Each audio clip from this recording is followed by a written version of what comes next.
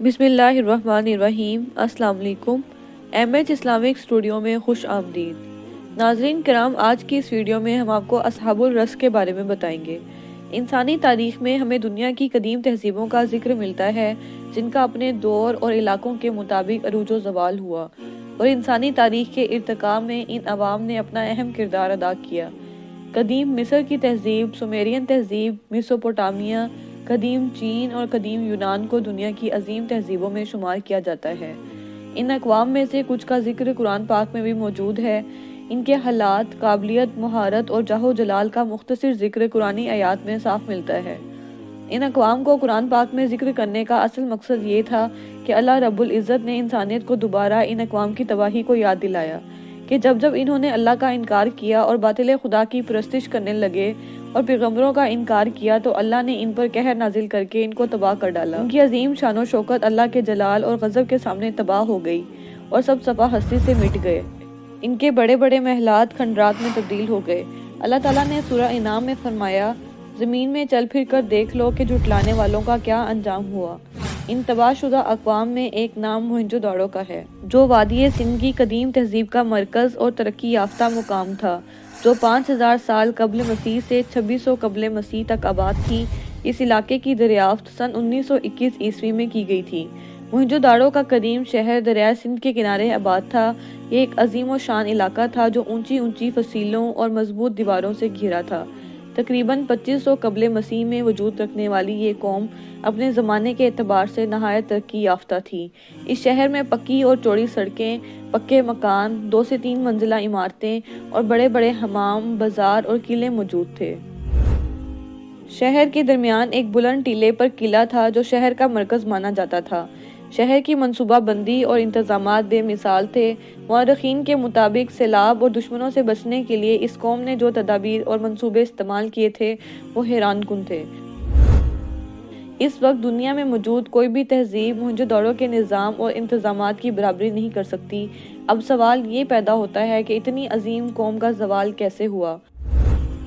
کچھ مورخین کے مطابق دریائے سندھ کے کنارے آباد ہونے کی وجہ سے اس شہر میں کئی بار سیلاب آئے، جس کی وجہ سے یہ شہر تباہ ہوا، جبکہ کچھ تاریخ دان آثار قدیم کے ثبوت اور ملبوں سے یہ نتیجہ نکالتے ہیں کہ بیرونی آریائی اقوام کے حملوں سے موہنجو داڑو تباہ ہوا تھا۔ قرآن پاک میں صراحتاً موہنجو داڑو یا وادی سندھ نامی کسی قوم کا ذکر نہیں ہے۔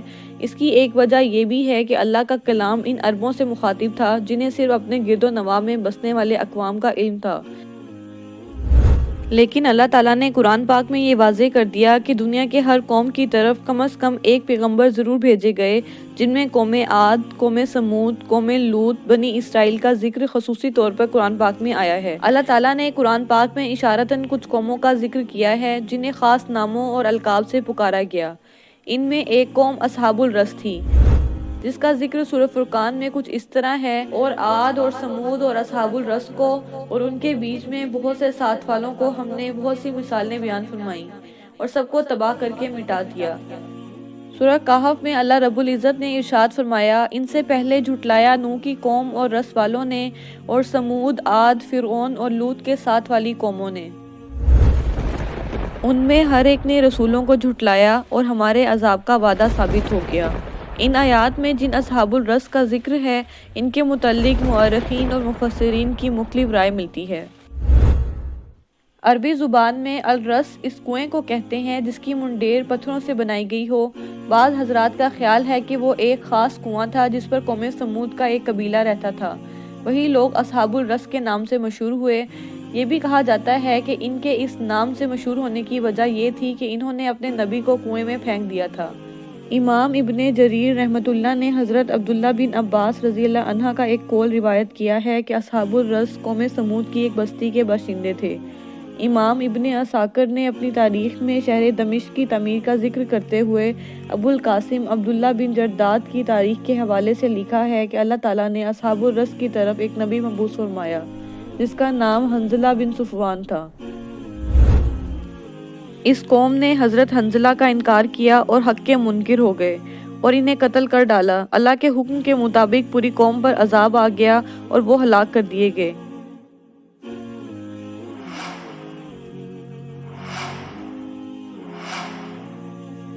जबकि अल्लामा इब्ने कसीर ने लिखा है कि असहाबुल रस के शहर के बीचों बीच एक बड़ा कुआं था जिससे वो खेती बाड़ी करते और पानी पीते थे।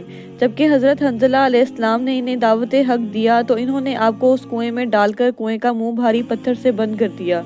लिहाजा बतौर सज़ा अल्लाह के हुक्म से इस इलाके के तमाम कुओं का पानी सूख गया और इस तरह वो कौम हलाक हो गई। इसलिए अल्लाह ने इन्हें असहाबुल रस कह के पुकारा है। जब माहिरीन आसार कदीमा ने मोहनजोदाड़ो शहर की खुदाई की तो इन्हें शहर के अंदर बेशुमार कुएं मिले जिनकी तादाद सैकड़ों में थी। ये कुआं बहुत ही गहरा और वसी था। अब ये कोई इत्तेफाक नहीं हो सकता कि वादी सिंध की इतनी सारी कौमों और शहरों में मोहनजोदाड़ो ही वो वाहिद शहर था जिसमें सबसे ज़्यादा कुएं दरियाफ्त हुए थे।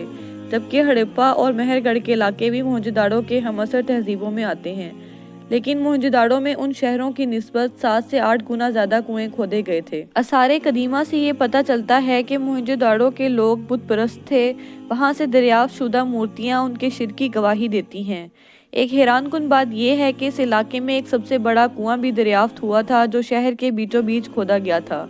लिहाजा मौरखीन ने इस शहर को द सिटी ऑफ वेल कहा है, यानी कुओं का शहर करार दिया है।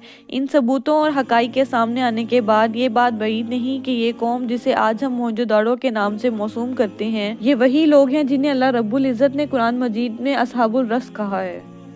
नाज़रीन कराम, ये थी आज की वीडियो। अगर आपको अच्छी लगी हो तो इसको लाइक करें, शेयर करें, कमेंट करें। हमारे चैनल MH इस्लामिक स्टूडियो को सब्सक्राइब करें, बेल आइकन प्रेस कर दें ताकि हर आने वाली वीडियो का नोटिफिकेशन आपको मिलता रहे। Thank you.